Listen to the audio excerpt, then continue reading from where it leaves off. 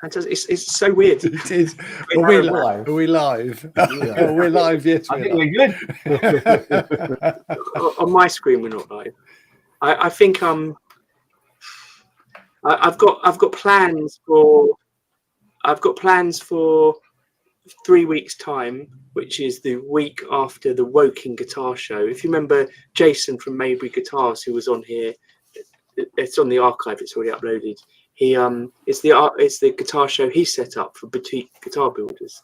That's happening in a couple of weekends time, and I've got plans few weeks after that to not do any building and just catch up on all the paperwork and stuff that I need to do, and the uploading videos and things, and maybe re-editing the intro video.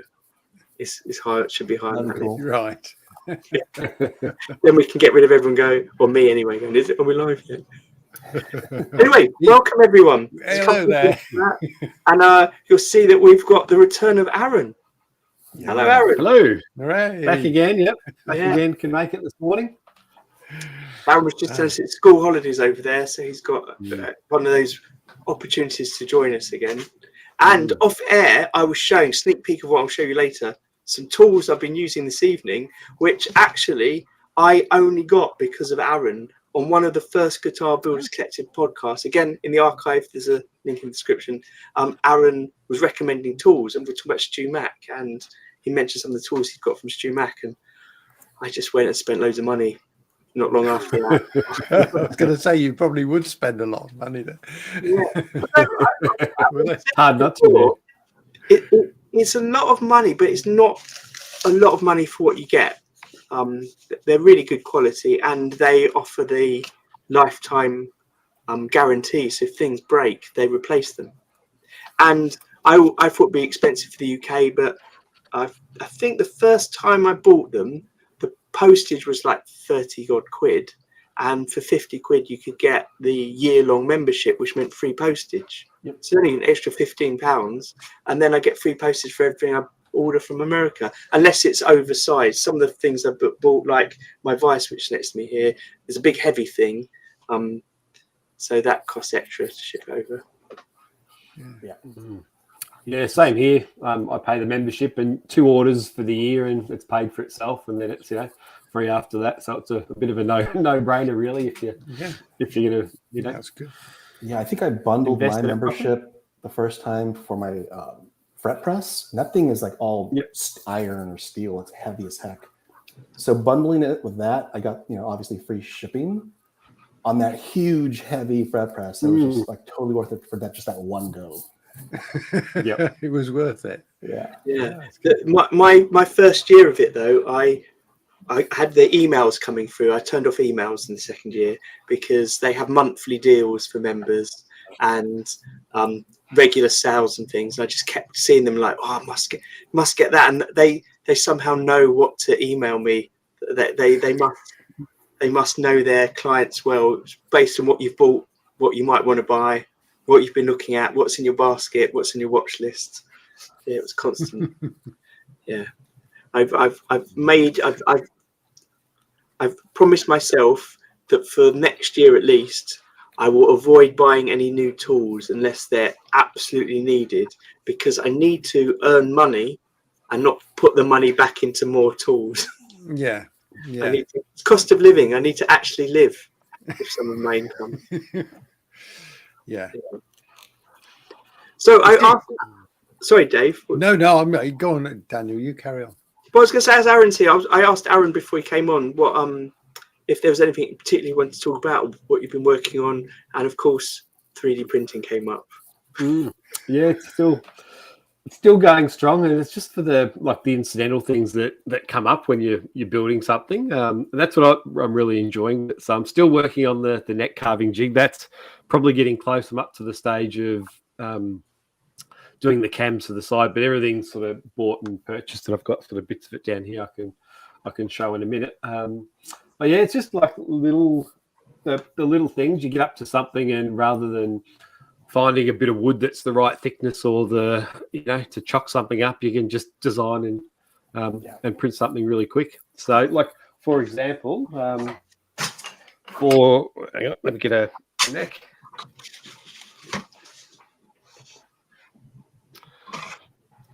So for example, like on a the headstock thickness here. So I just used my where are we going that way? My spindle sander with a fence sort of lined up along the side to get it to the 14 mil. And it's normally, in the past, just been getting a ruler and measuring the distance, and it's clamped on, so you sort of try to measure it accurately, and then you give a bit of a tap to it at the right width. But with the 3D printer, and the sort of scraps of wood that you get, so I've basically just printed just a few little blocks. So that's like 15 mil thick, 14 and a half, 14. So the widths or the depths, whichever way we're looking at a little bit different. So it's really easy. You just put the 15 in first, and put the fence up to the spindle to sand, and you got the perfect distance. Stick the run the headstock through to get it to 15 mil, put it in the 14.5, and just sort of keep going. So things, they're the things that are really fun and enjoyable, that you sort of get up to a stage of something, and it's like, design and print one of those takes like 30 seconds to design, and to print's only 10 minutes. So, you can sort of do those things really quickly. Where in the past, I've been, just getting frustrated trying to get the gap, perfect to get it done. Yeah, I'm totally with you. I've got here, let me quickly do this. I've got here some things that I printed. So these one string guitars I'm building, this is basically the size of the body, the initial body block. And this went on, I stuck this on the top of the block when I'd roughly cut it. And then I used it to mark out where I was routing. But then I realized, actually, I wanted to route all the way around the edge of the block to make it neat. But I've accidentally cut in the bit here where I'm sticking in the neck pocket. So I made a thing that matches, that just clips on. And that kind of went on the top, so I could route out the top. These took 2 or 3 minutes to design, really. It was so simple. Once I'd done the first one, just making the change was really simple. And then printing them was 20 minutes. And then I've got this one, which clips over the top, which is where I was drilling in the guide for the dowels that was going through the body to hold things in place. And it was just so easy to do. And it just meant that everything was really perfectly in place. And I didn't have to, because I was making 7 of them, I didn't have to measure it out every time. Then I had one which had a route for pickup. And then this was another spare one that I had for marking something out on it. I mean, all things that I could have done by hand on the 7 things, but doing it once on this meant I could get it accurately on all of them. And the idea is I'm going to hopefully make more of these. So these are just around my workshop to keep reusing.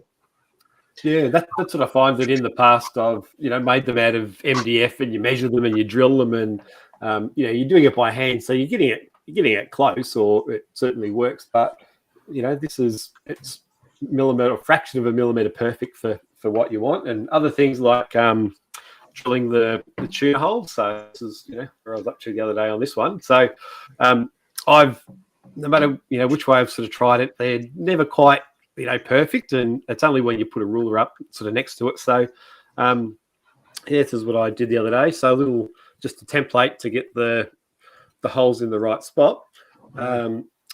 So these and the way I worked it out, because depending on when I remember to drill the holes, the way I want to do it is that before I thickness the headstock, I'll drill from the back, so that any tear out that you get on the top, once I thickness that, it sort of disappears. So this one here, it's basically just got a little lip that, which one are we going? Yeah, a little lip that sits over the top, and then it sort of lines up there. But I wanted to work out, the best way to align it, and I could have, used the shape of the headstock and then built like a, design and printed a whole thing that sits over the top. But what I actually worked out, and you probably won't be able to see here, but putting a center line on the back of the guitar, or the front of the guitar, where I put where are we? Oh, this is hard when it's all reversed. So basically that gap there is the center line. So if I line so lining sort of that bit up there with the center line that's running off the guitar is going to be the exact spot where I want the tuners to be. And because it's reversible, if I'm drilling from the front, if I have a center line there, I can put it on that side, and then I'm using the other part there to match up to the center line, and then it's spot on each time. That looks really good. I mean, I bodged one of those in wood. And you never get the holes quite right, but that is really clever, honestly. I'm going to have to start saving. Every shop needs a 3D printer for sure. And Aaron, it's so interesting that I actually built this exact same jig as you. And mine's different. I did mine like it sits on the top of the headstock like this, which has got 2 feet, like that. Okay. Yeah. So then I know that from the top of the headstock, and I build basically just like Fender style headstocks. I know exactly what you're doing. It's just interesting how it's a 3D printer. Every shop needs one. Dave, you got to get one. And that was probably like, this is the thing. Like you get up to do it in the shed, and it's like, oh, this would be really handy. So you come in and it takes 5 or 10 minutes to design it and 20 minutes to print. So you go and make a coffee and have a break while it works. And that's the thing. Like even trying to get the hole, manually getting the holes to make a template, they're still not going to be quite right. And it was just one of those little things that annoyed me, that they'd look fine, but then you'd run when you put the tuners in and put a ruler along the back to adjust them all so they're straight, there was always 1 or 2 that would just be that millimeter or half a millimeter out, and it just annoyed me. So now it's problem solved really easily, and that was version 3 probably, but even then there wasn't a lot of thought put into it, so I could sort of change the design and make it look a bit slicker or easier to use, but that works perfectly fine, which is great.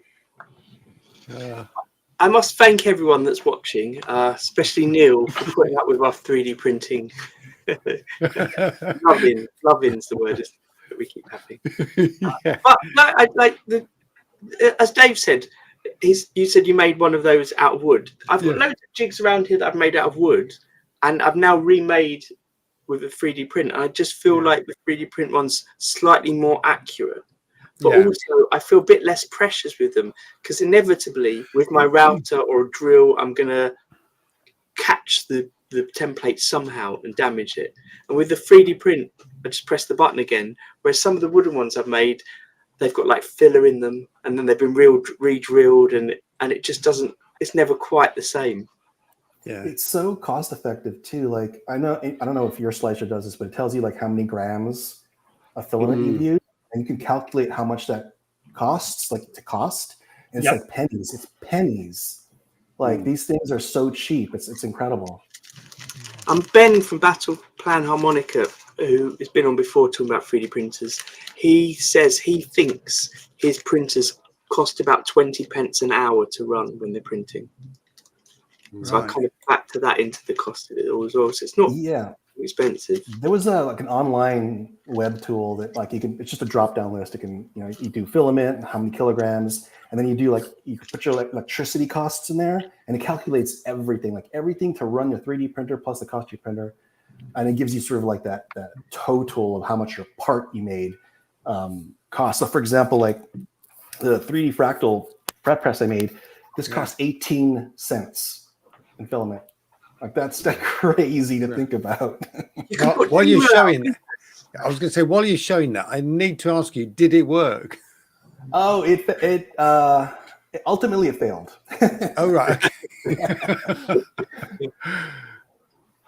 Why was that? Was it the strength of the plastic or? Yeah, I'm using, this is PLA. This is all I printed. And I only use like a 7% infill. And the stress points are the bolts. So if you think about like these bolts, right? When you're pressing down, it's the bolts pressing down on the filament. Yeah. And so that's where it cracked. It cracked where the bolts are. So everybody gave me suggestions. I could use bushings inside the holes, metal bushings to kind of spread out the pressure. Or I could have used a different type of filament. I don't know the rest of I don't know anything about filaments, like PETG and all that stuff. I don't know. But you could certainly use a stronger material. There's a lot of things to do to fix it, but it was just a kind of a fun thing to do. I'm over it. Moving on. You've got your lovely metal ones to work with. Hey, look, I do want to talk about the things that I was showing a minute ago, but I also suggested to everyone, and I'll put a link later in the video description. I saw something the other day, which for the first time in ages, I thought that's really interesting. I want to try it on a guitar build that I'm building. And it was a different type of bridge. So what I'll do, I'll just share my screen so I can explain it to you. I don't know if the four of you, Dave said you'd managed to check it out. Yeah, I watched it last night. Yeah. There's a couple of different pages for it, but what I'll do is if I share, first of all, is that working? This was Henning Paul's video. I'll mute it now. There it is on the screen. Great. So it's a new Trem from a company called MayTrem. Actually, I don't actually think it is new. It's the first time I've come across it, and it looks like a normal strap Trem. Here's some close-ups of it. It looks like a normal strap Trem in many ways, but what it allows you to do is set up each string individually so that when you use the whammy bar, not all the strings will necessarily bend. So it's a bit like having a B bender or a G bender on it. So you can set it up so some will bend and some won't. And you can set it up so that depending on how you move the bar, if you push down, normally if you push down, the notes dive down, but you can have it so when you push down, the notes go up. And vice versa, when you pull up, the notes go down. And you can have each string set differently. So some will go up and some will go down when you're pulling on or pushing down on the whammy bar. It's just bonkers. And and also it all goes in tune. So that's the thing that I saw. That's the thing I thought was really impressive. That when you press down, it'll go down a whole stop, up to a whole stop. I think it will go down a bit more, but it stays in tune. That is that's quite clever. I don't know if I'll be able to find the right point in the clip. Oh, here it is. So in this, Henning, let's put the sound back on. I think the sound comes through. So that's a normal strap.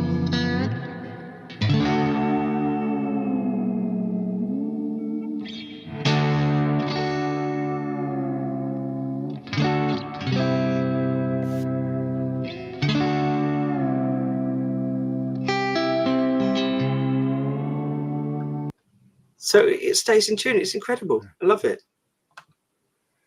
Yeah. I only watched the first, I guess 5 minutes of it, and I got an understanding of it. And I felt like the first half was just like when it's all in tune, it's like a whammy pedal. Like I think Henning even mentioned it. So it's like you're doing this with your foot on a whammy pedal, right? I didn't really care for that, but it's like you said, when you can do those individual notes like a G bender or B bender, that's really cool. But remember that if you had a G bender or a B bender, you have a very short travel of motion for your palm for the levers. So you can get to the note, with a very short motion. And once you hit that bottom, it stops at that correct note. So I'm wondering how, can you set the stop on the whammy bar? Can you you have to go all the way down to get to the note, or can you go a quarter of the way to get to the note? I mean, there was a little peg, a plastic peg that he fits in, and they supply different hardnesses of this peg to set the limit, so you can put a soft one in and go beyond what your setting is. But so you can set it for a stop, for example, as I understand it. That's what it seemed to be. It seemed to be that you can set exactly where it goes to. Yeah. I mean, I know you can set up, it's quite complicated, a normal strap bridge to move to a certain tuning when you move it, but it's not going to be consistent, all the notes moving the same way these ones do. So you can set that when you push down to the stop point, that one string will be going down half a tone and one string might be going down exactly half a tone as well, despite the fact they're different string gauges. And that's to do with adjusting the length of the string beyond the beyond the saddle and how much it moves beyond the saddle, so you can change that length as well as changing how far the actual whammy bike will move it. If that makes sense. It sounds so complicated. I'm surprised Yeah.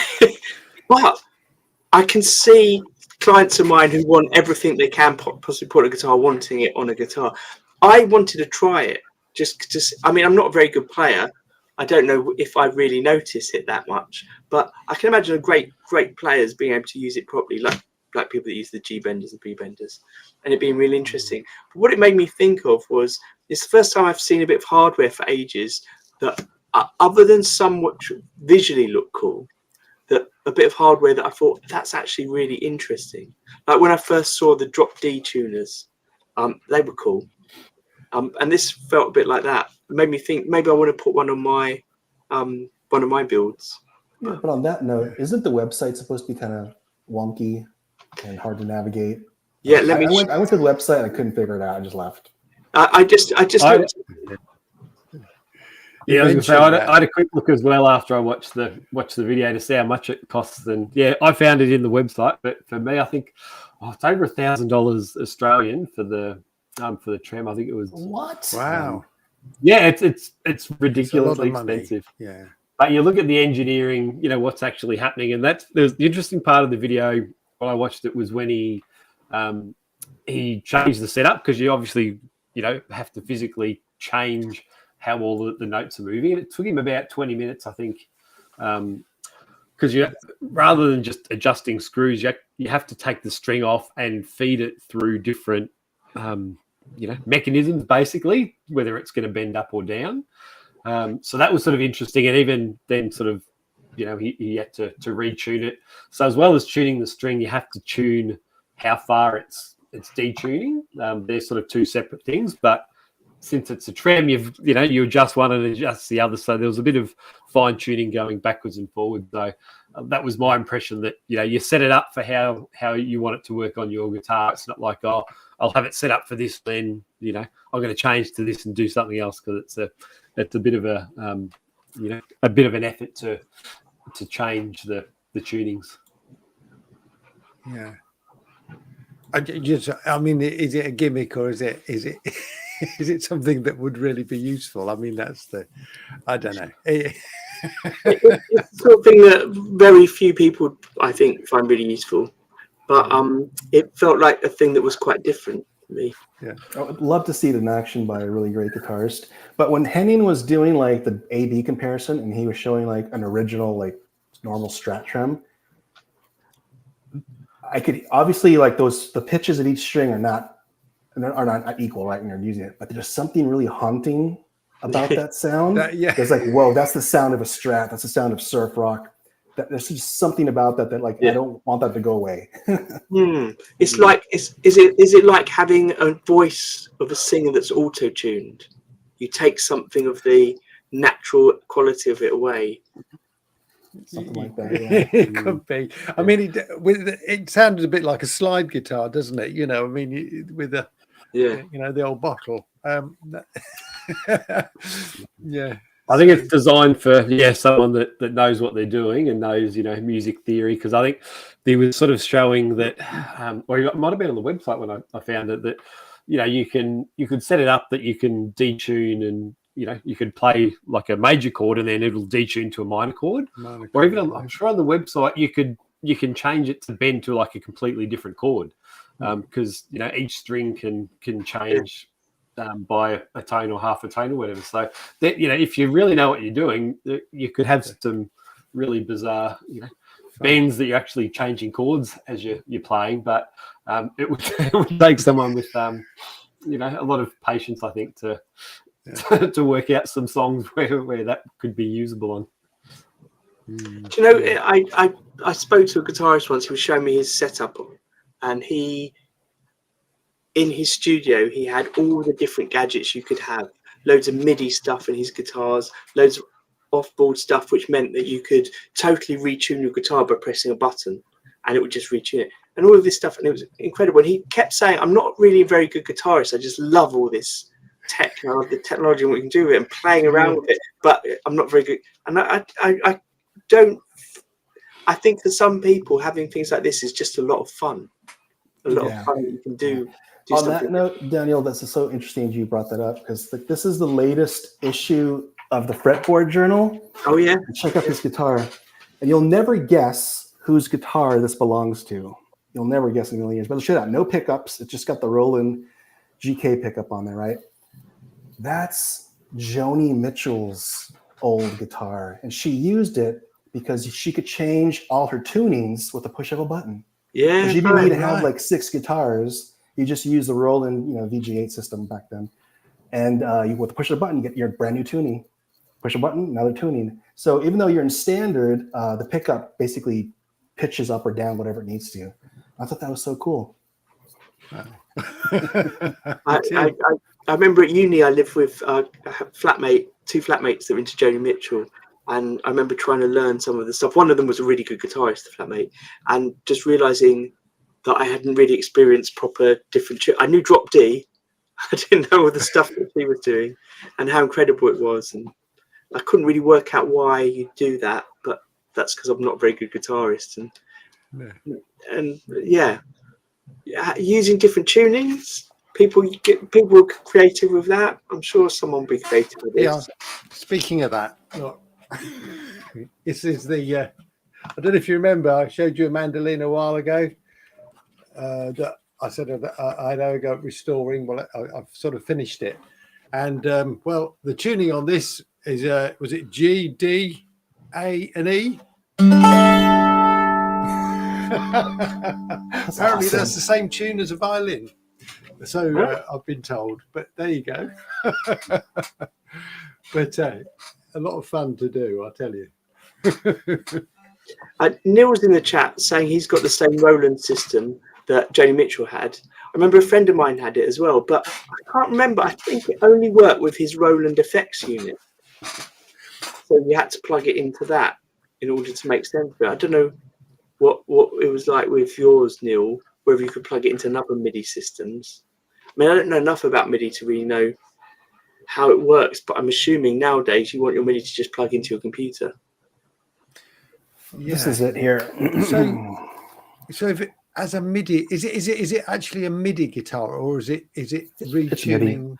So there's no pickups. Notice there's no like magnetic pickups on it. See, so what's producing what's producing the tone then? On is it something else producing the tone? Well, it's got the hexaphonic pickup on there. So it's like imagine like a single pickup for each string. Yeah. And then it goes through a variety of different like filters to filter out frequencies for each string. And then it basically hits a pitch to MIDI conversion inside the unit itself. And then from there, it does its modeling. But the modeling back then was really basic. So it could mimic Les Pauls, Strats, things like that, acoustics. But that wasn't the real power of that unit. The real power of that unit was the ability to change each pitch of each string individually, so you can get crazy tunings. So a lot of times you'd have guys like do like bass strings for the top part of the guitar and like guitar strings for the bottom, so you could play bass guitar. So there's a lot of really cool flexibility with the unit. I used to have one as well, and I sold it. And I feel terrible that I sold it because now they're worth so much money. It's just crazy. If you go to Europe to look at these old units up, they're like, it's just crazy how much they cost now. I presume that is that similar to the sort of Line 6 guitar, which I believe again it is. Yeah. Mm-hmm. I've used one of those.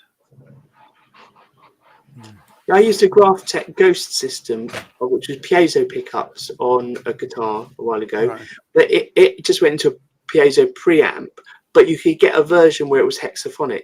So each of the bridges, so each of the saddles was its own pickup, Right. and they went into a system that outputted each separately as a MIDI file, and then it was all controlled off board. But you could use it on any MIDI. It was like any MIDI controller you could use, or it was any MIDI interface. It's the controller. Hey, so the thing though about this video, getting back to the video, when I was watching it, is it made me think I'd love to use one, and like it said on the website, which I noticed is sold out of everything, which is I assume is because of Henning's video. They do a version for luthiers, so for scratch-built guitars as opposed to an upgrade. I was thinking, actually, I rarely use anything that interesting on my hardware. I just buy the standard things that I always use. Recently, I'm almost exclusively using Geica stuff because some of the newer stuff looks super cool. It feels really good, and like some of the tuning pegs are really weighty. They're really good. And they're very affordable, so that's what I use basically. And then occasionally I've used expensive stuff if a client has given me some or asked me to buy them in. But I just wonder what you're using or how you make a decision about what you use, or do you not really care that much? That's interesting. I mean, I go for the fairly cheap stuff as well. So I often wonder, particularly with tuners, whether it's better to go for the more expensive ones, and certainly the finer adjustment on those sort of more expensive ones. But yeah, I don't know. Yeah, I know what you mean. You just go for the look. Yeah, 100% look. So yeah, I had some Charla ones where you could pick the colours of all the different parts. They were really cool. And I bought them to match the guitar. And occasionally I buy cheap things on Amazon because they just look weird. I think I want something that looks weird. I once, I guess one of my early builds, I wanted to use, like staggered tuners, right? Where they start off tall and they go down. Well, I think that there's no point to have the tallest part. I think the lowest tuner is all you need, all 6 strings, right? There's no reason it needs to be staggered. Just make them all short, right? At least that was my thought, my early build. So like, I actually contacted the company. I'm like, hey, can you just give me 6 of the shortest stagger?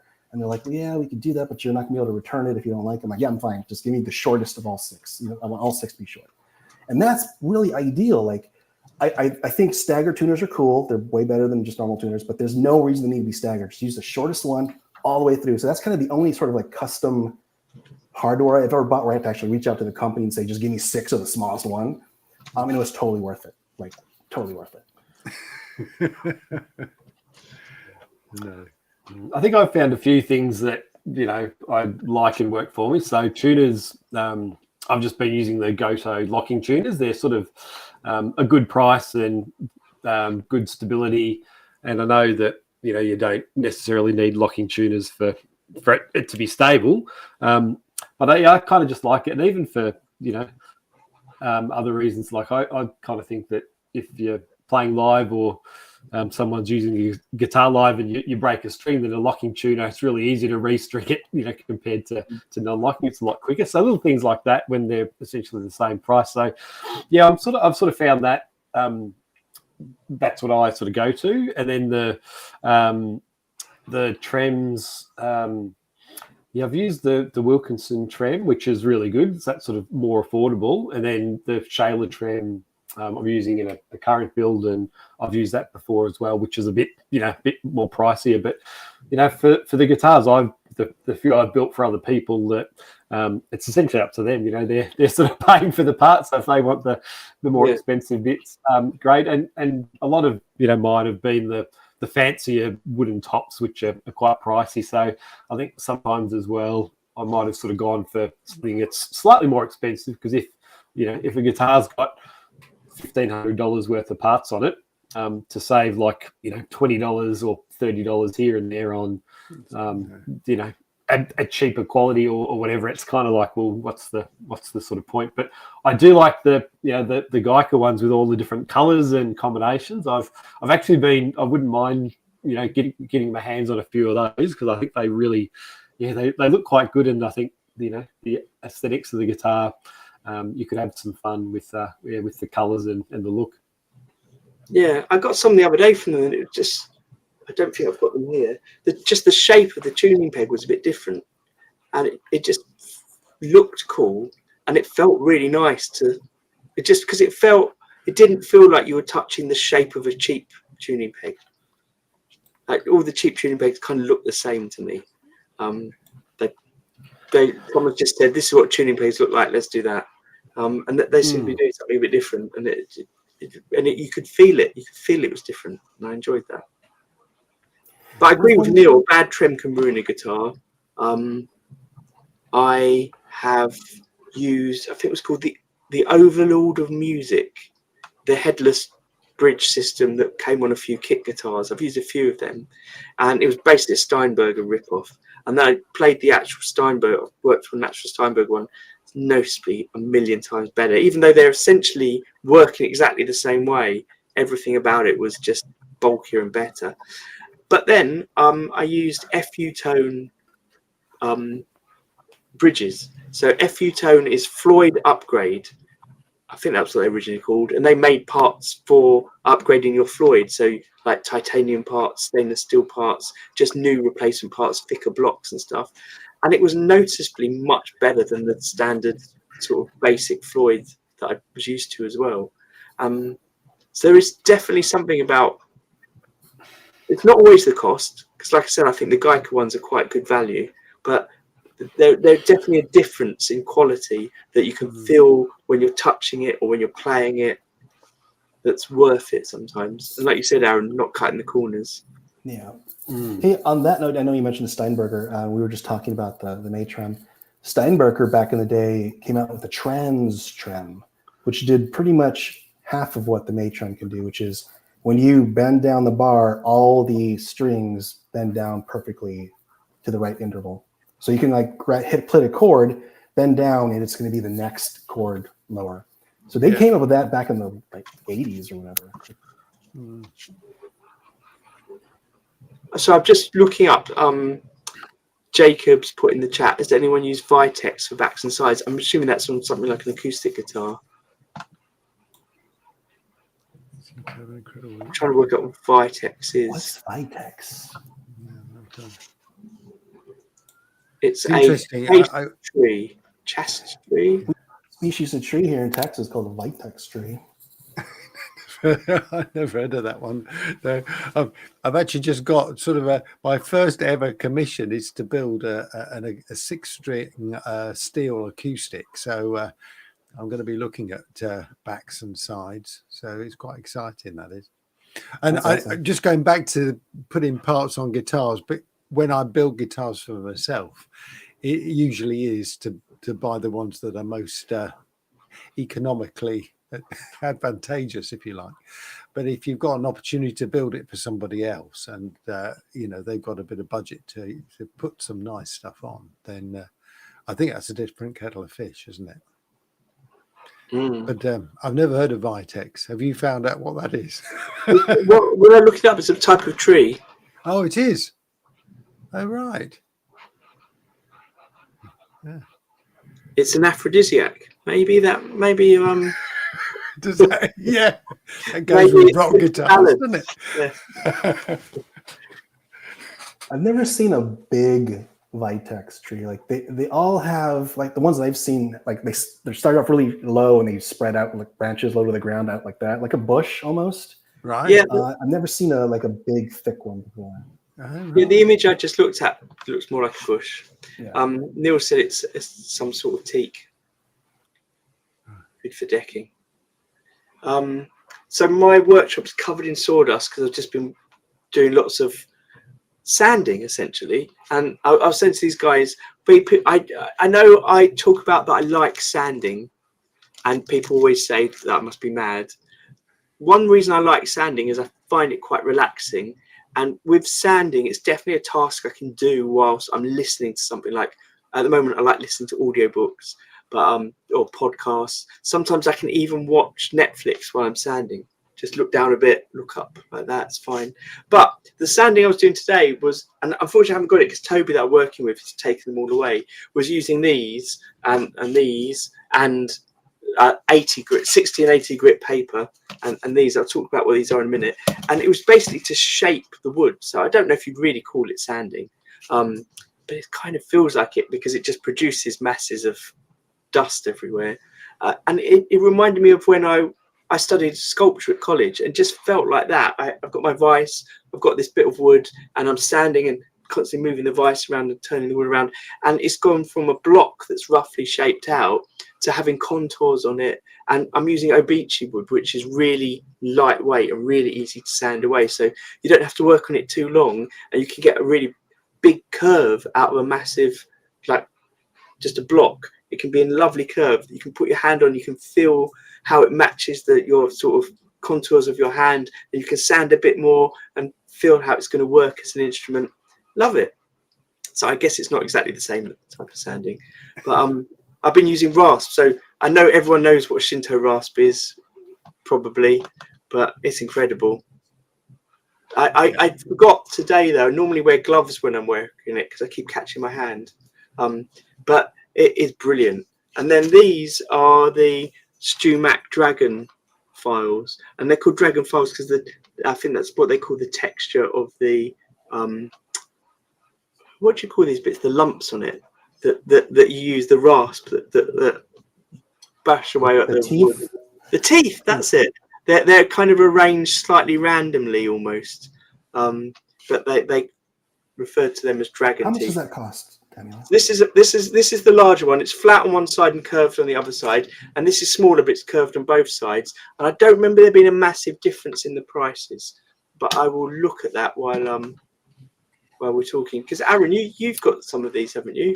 I think. Yeah, the Dragon rasp. That's one of the really early tools that I bought. So, and I think I'm sure they're like a rougher cut and a finer cut.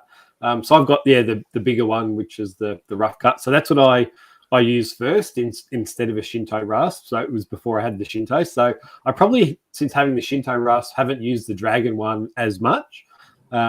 Just because it's the hogging out the material. But certainly the curved, when you want to hog out material, but still, get the curve shape. The Dragon rasp was sort of handy for that. So I kind of use it more for a specific sort of reason rather than general kind of removing material like I did when I first got it.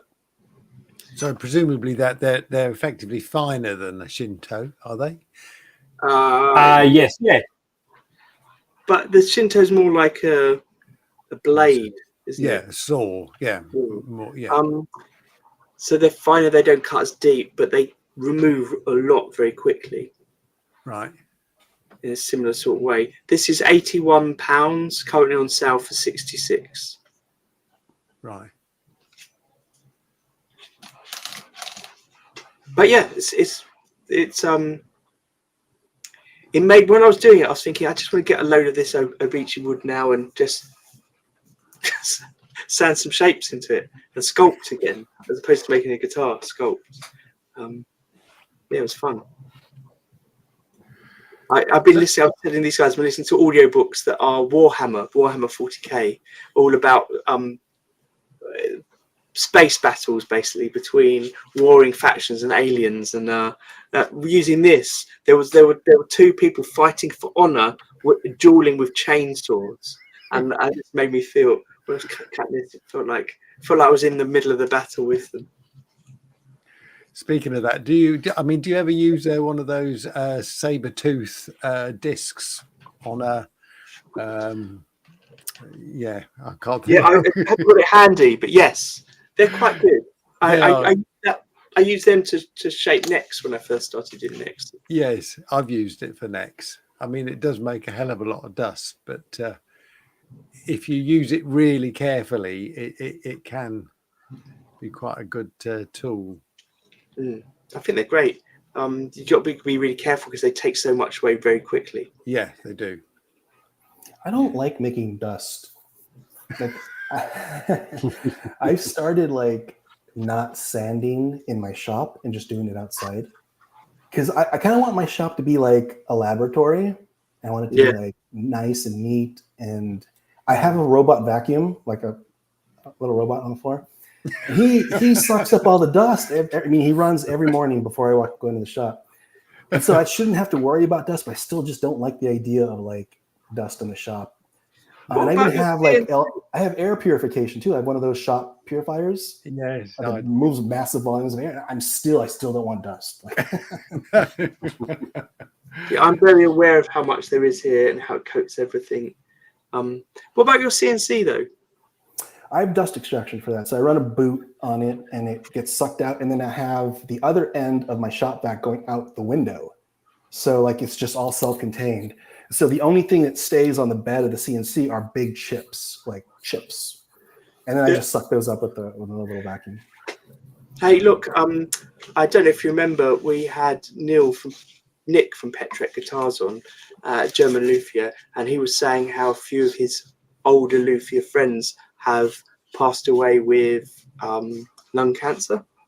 And just totally randomly, I have asthma, so I'm on medication. I've been on medication all my life for asthma. And my GP about 5 months ago suggested that I saw a respiratory consultant, not because there's anything wrong with my asthma, but just because of the job I do, it might be worth seeing someone about it. But I don't really know what I'd say to them because I'm not really having problems. Do you wear a mask? Do you wear a mask when you sand? Yeah, I've got these different masks that I wear. I've got my extractor and I've got my air dust purifier. Yeah. But you know, still stuff everywhere. Yeah. And like I said, I was sanding before I came on air, and now I'm here without my mask on. Normally I would go away overnight and hoover again in the morning, but I'm not. I'm just sat here chatting to you. So I like how y'all say Hoover. Hoover. yeah, it has a different connotation, doesn't it? What do you call it in Australia? What would you say in Australia, Aaron? Vacuum. Vacuum.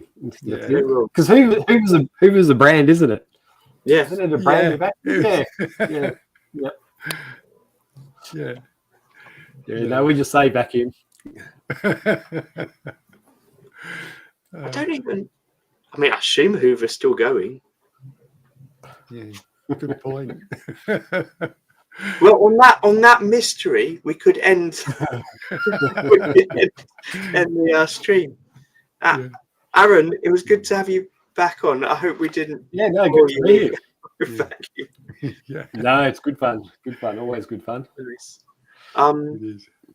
Yeah, and so everyone, we're back on every week. I don't know who will be on each week. We'll just see what happens. But as I always say, if you're watching and you think you want to come on and just chat, please do. We've got people in the live chat every week, but we've also got space. I can just send you a link to the live stream. It's like a browser that we run it through, so you don't even need to download any software. Just come on, just talk nonsense. Yeah. Or 3D printing. I mean, it's either nonsense or 3D. Again, is the Discord open to everybody? Can everybody access the Discord that we're on? So the Discord, anyone that wants to, I'll send you a link to the Discord. And in the Discord, we basically, I give links to the each week's stream, but sometimes we just end up chatting about whatever we've seen that's interesting, that might be guitar related or building related. So you don't have to even want to come on. You can just join the Discord if you want. Yeah. Nice. Great. All right. Well, thank you, everyone. Thanks, guys. Peace. Thanks, everyone. Cheers. I'm delirious from all the sand. Right. Bye. Bye.